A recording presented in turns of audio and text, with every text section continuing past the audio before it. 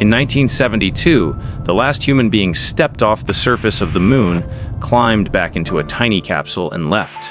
We did not go back for over 50 years. When we finally did, the conversation had completely changed, because this time, NASA is not going to the moon to plant a flag, take photographs, collect rocks, and come home. This time, they are going to stay. Right now, inside NASA facilities, inside contractor labs at SpaceX, at Lockheed Martin, at the Department of Energy, inside university research centers across America, engineers are designing something that has never existed before in the history of our species. A permanent human outpost on another world, not a temporary habitat, not a short-duration camp, a surface infrastructure capable of supporting continuous human presence. Nuclear power grids running through 14 days of total lunar darkness. Robotic factories printing buildings from lunar dust before any human being arrives. Fuel production systems extracting water ice from craters that have not seen sunlight in billions of years and converting it into rocket propellant. The budget is $100 billion. The timeline reaches into the early 2030s. And the moon is not even the final destination. The moon is the Launchpad. This is how NASA is building a permanent city on another world. And this is the engineering that makes it possible. Section 1. Why the moon almost killed every plan that tried to ignore it. The reason humans have not had a permanent presence on the moon is not political will. It is not budget. It is not rocket technology. It is the moon itself. The lunar surface is one of the most hostile engineering environments in the known universe. And for decades, mission planners underestimated exactly how brutally it would fight back against any attempt to build something permanent on it. Start with the radiation. Earth is protected by a magnetic field that deflects the constant stream of charged particles pouring from the sun and from distant cosmic sources. The moon has no meaningful magnetic field, no atmosphere, nothing between the surface and the full spectrum of space radiation, galactic cosmic rays, high-energy particles originating from outside our solar system, penetrate the lunar surface continuously at a dose rate of approximately 1.8 millisieverts per day. For context, the annual radiation limit for a radiation worker in the United States is 50 millisieverts per year. On the lunar surface, an unprotected astronaut would accumulate that dose in less than a month. Over a long duration stay, the cancer risk becomes unacceptable without serious structural shielding. Then there is the temperature. The lunar day lasts approximately 2 weeks. The lunar night lasts approximately 2 weeks. During the day, surface temperatures in sunlit areas reach 120 degrees Celsius. During the night, they drop to negative 230 degrees Celsius. That is a swing of 350 degrees Celsius between one half of the lunar cycle and the next. Every material you bring from Earth, every polymer, every rubber seal, every lubricant, every electronic component, has to survive that thermal range without cracking, outgassing, stiffening, or failing. Materials that work perfectly at room temperature on Earth become brittle and fracture at lunar night temperatures. Lubricants that flow smoothly in a terrestrial environment freeze solid and lock mechanical joints permanently. And then there is the dust. Lunar regolith is not like desert sand on Earth. Sand on Earth has been tumbled by wind and water for millions of years. The sharp edges have been worn smooth. Lunar regolith has never been tumbled. It has been shattered by meteorite impacts and then left motionless in a vacuum for billions of years. Every particle is jagged, angular, and abrasive at the microscopic level. It gets into everything. It coats solar panels, reducing their output. It infiltrates mechanical seals, destroying them from the inside. It coats optical sensors, blinding them. The Apollo astronauts who spent 3 days on the surface came back with suits so thoroughly permeated with lunar dust that the material was structurally compromised. Their helmet visors were scratched to near opacity after a single moonwalk. A permanent base will operate in that dust environment for years, decades. NASA spent the better part of a decade studying these failure modes before a single piece of permanent lunar infrastructure hardware went into production. Their conclusion was precise and uncomfortable. You cannot survive on the moon using Earth logic. You have to invent an entirely new physics of infrastructure. Every material, every system, every architectural decision has to be designed from the ground up for an environment that has no analogy on this planet. That rethinking produced something extraordinary. Section 2.9, the power problem. 14 days of darkness. The single most fundamental challenge of permanent lunar presence is energy. Every life support system, every habitat heating element, every water electrolysis unit, every communications array, every robotic system, every scientific instrument runs on power. And the moon presents an energy engineering problem that has no precedent in the history of human construction. Solar power is the obvious first instinct. The moon receives abundant sunlight during the 2-week lunar day. But then comes the night, 14 days of complete darkness. No sunlight, no solar energy. 14 days during which every system on the base must continue operating on stored or alternative power. Storing 14 days worth of power for a full base in batteries is not feasible at any reasonable mass budget. The battery mass required would be larger than any conceivable launch architecture could deliver. 14 days of darkness with battery. Only storage would require a battery array so large it would dwarf every other element of the infrastructure combined. There is only one power source in the current engineering toolkit that can produce continuous, reliable energy for 14 days of lunar night without requiring an impractical mass of fuel or storage. A nuclear fission reactor. NASA's Fission Surface Power Program, developed in collaboration with the Department of Energy and contracted to industry teams led by companies including Lockheed Martin and BWX Technologies, has been designing a reactor specifically for the lunar surface since the early 2020s. The design requirements are extraordinarily demanding. The reactor must produce between 40 and 100 kilowatts of continuous electrical power, enough to run a small neighborhood on Earth, and it must do this within a total launch mass of 6,000 kilograms, roughly the mass of a large pickup truck. Packing a nuclear reactor capable of 40 to 100 kilowatts of electrical output into 6,000 kilograms is an engineering challenge without precedent in the history of nuclear power. Every terrestrial nuclear reactor on Earth is massive, heavily shielded, and supported by enormous infrastructure. The lunar reactor has to achieve a small fraction of that mass in a system that self-deploys, self-starts, and operates autonomously on the lunar surface. The core design uses a compact uranium fission reactor connected to Stirling cycle power converters, heat engines that convert the thermal energy from the reactor directly into electricity. The reactor sits at the end of a long, deployable boom that positions it away from the habitat area, with radiation shielding between the reactor and the crew. The boom allows the reactor to operate in a shielded position while the power it generates travels through cables to the base systems. Those cables are not ordinary copper wire. The thermal environment of the lunar surface destroys conventional insulation materials. The cable insulation systems for the lunar power grid use specialized polymer compounds engineered to remain flexible and functional at temperatures as low as -230 degrees Celsius, the same temperature that shatters most rubber and plastic materials on Earth. Getting the polymer chemistry right for lunar cabling took years of materials research that produced compounds with no civilian application anywhere else. Now here is the system that ties it all together, and almost nobody is talking about it. NASA's engineers recognized early in the Artemis architecture planning that a lunar base would not be a single monolithic structure powered by one reactor through one cable. It would be a network. Habitats, rovers, science equipment, robotic construction systems, ISRU plants, all of them requiring power, all of them potentially in different locations across the base as it expands over years.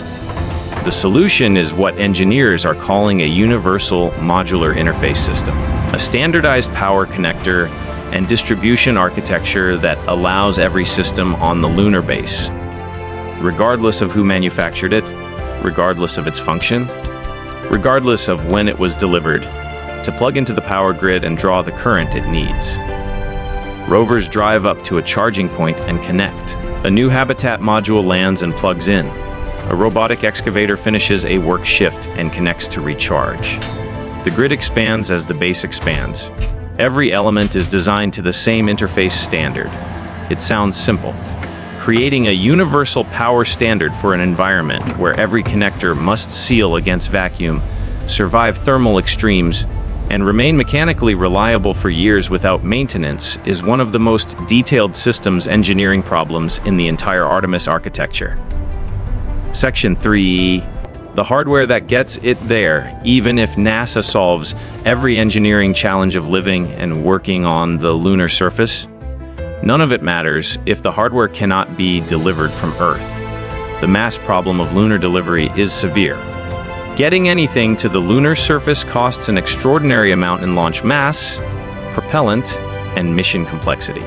Every kilogram of infrastructure that lands on the moon costs multiples of its own weight in launch capability and propellant just to get there. This reality shaped every decision about which rocket systems would anchor the Artemis architecture. The Space Launch System Block 1B, NASA's own heavy lift rocket, is the largest American rocket to fly since the Saturn V. Its Block 1B configuration is capable of sending 37 metric tons to lunar orbit in a single flight. The development cost of SLS has been controversial and substantial, but the raw capability it delivers, 37 tons to translunar injection, represents the largest throw mass any government rocket has provided since the Apollo era. SLS handles the elements that require precision delivery to specific orbits. The Gateway Lunar Orbital Station components, Orion crew capsules, critical infrastructure modules that need to be placed exactly. But SLS is not what delivers the astronauts to the surface, and it is not what delivers the large surface infrastructure elements. That mission belongs to the vehicle that represents the single most dramatic capability jump in the entire Artemis architecture. The SpaceX Starship human landing system stands approximately 50 meters tall. It is taller than the Apollo 11 Saturn V rocket was wide. In its lunar configuration, it can deliver more payload to the lunar surface in a single mission than the entire combined payload capacity of every Apollo mission that ever flew. The scale difference between a Starship HLS landing on the moon and an Apollo lunar module landing on the moon is not incremental. It is categorical. The Apollo module was a compact, Spartan survival vehicle designed to get 2 men to the surface and back as quickly as possible with the absolute minimum of equipment. Starship HLS is an industrial delivery system designed to bring the tonnage of infrastructure required to build something permanent. The lunar base architecture requires Starship to deliver not just crew, but the physical components of the base itself. Habitat modules, nuclear reactor systems, robotic construction equipment, ISRU hardware, cabling, manufacturing feedstock, multiple Starship flights, multiple SLS flights. A phased delivery architecture that builds capability in layers over several years, each mission expanding what the next mission can achieve. The first landings in the late 2020s establish the basic infrastructure, power, communications, minimal habitation. The missions of the early 2030s build on that foundation, expanding the habitat, activating the manufacturing systems, scaling the power grid. By the mid-2030s, the architecture reaches the point where the base can sustain continuous human presence and begin generating resources that reduce its dependence on Earth resupply. Section 40. Printing a city from dust. The most expensive thing about any lunar base is delivering mass from Earth. Every kilogram costs a staggering amount to land on the lunar surface, which means the most transformative capability in the entire Artemis architecture is also the one that receives the least public attention. The ability to manufacture on the moon using materials already there. In situ resource utilization. ISRU is the engineering discipline focused on using the resources of another world to build the things you need to survive on it. It is the difference between an outpost that depends entirely on Earth resupply for its existence and a base that progressively generates its own infrastructure. The moon's surface is covered in regolith, that fine abrasive geologically complex dust that destroyed Apollo equipment and coats everything it touches. From a materials perspective, lunar regolith is a mixture of silicon dioxide, aluminum oxide, iron oxide, calcium oxide, and other mineral compounds. It is chemically complex and mechanically challenging. It is also, with the right processing, a construction material. NASA and its research partners have been developing techniques to process lunar regolith into structural elements using a form of additive manufacturing, effectively three-dimensional printing, that uses the regolith itself as the feedstock. The process melts and fuses regolith particles using concentrated microwave or laser energy into solid structural forms. No cement required, no water required, no material brought from Earth. The printed structures use a technique called transverse interlayer reinforcement, weaving structural elements through each printed layer as it is deposited to create printed components with mechanical strength sufficient for structural applications. The printed material is not identical to Earth concrete in its mechanical properties. It has been engineered specifically for the lunar environment with thermal properties calibrated for the 350-degree temperature swing and vacuum compatibility verified for the zero atmosphere surface conditions. The architecture that makes this transformative is what program planners are calling the dark factory concept. Before a single human being sets foot on the permanent base, autonomous robotic systems will have already been operating on the lunar surface for months. Robotic excavators collect and process regolith.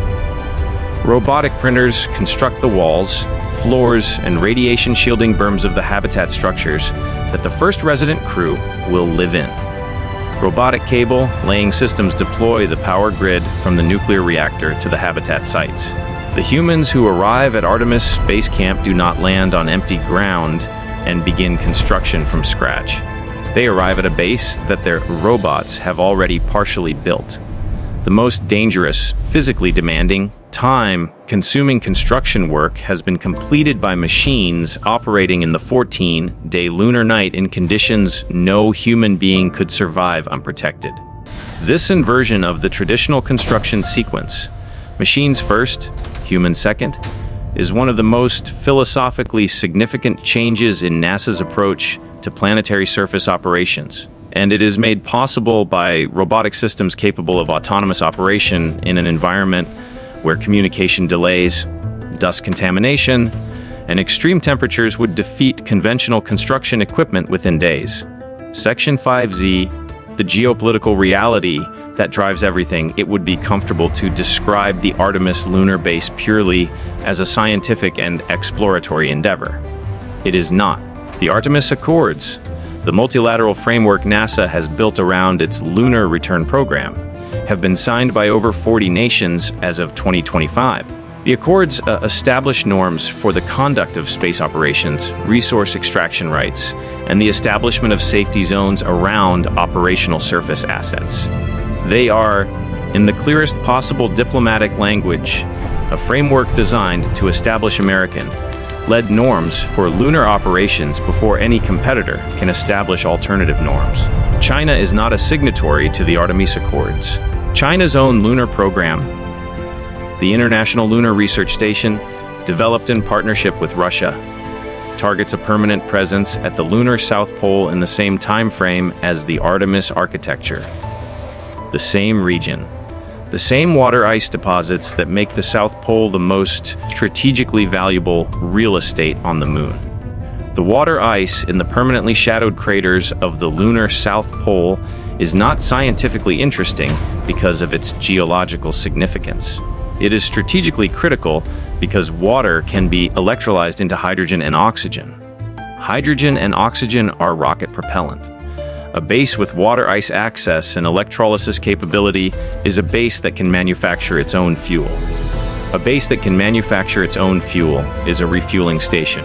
A refueling station at the moon changes the economics of deep space operations so fundamentally that it shifts the strategic equation for every mission beyond the moon. Mars missions, asteroid missions, deep space science missions, all of them become dramatically more achievable if they can refuel in lunar orbit from propellant manufactured on the surface rather than carrying every kilogram of propellant from Earth.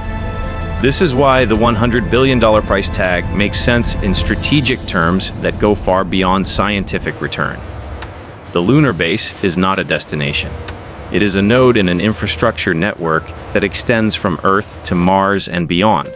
The nation or coalition that controls the first permanent refueling and manufacturing node in cislunar space controls the economics of deep space for the next century.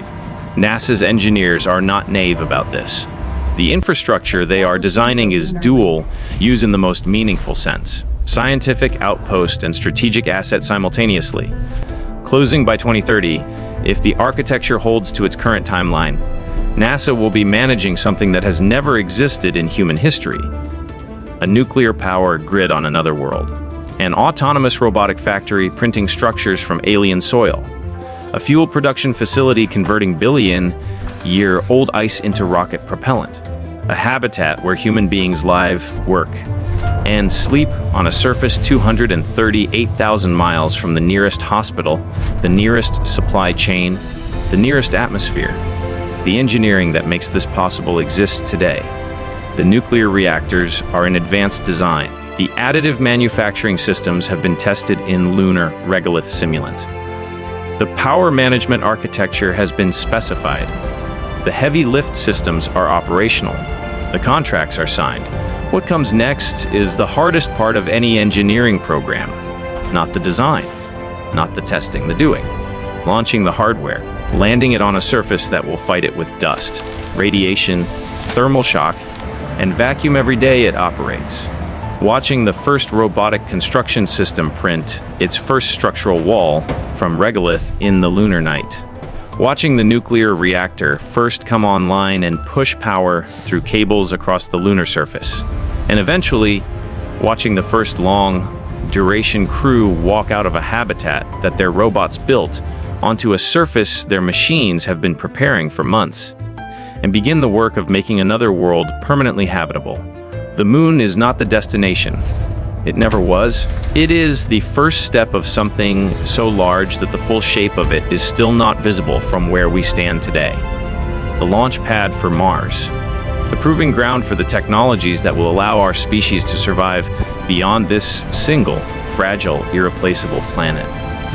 $100 billion. Every engineering problem solved. Every system designed. The only question left is whether we build it. If you want to watch every step of this unfold as it happens, subscribe. Every week we cover the engineering that is building the next century of human civilization.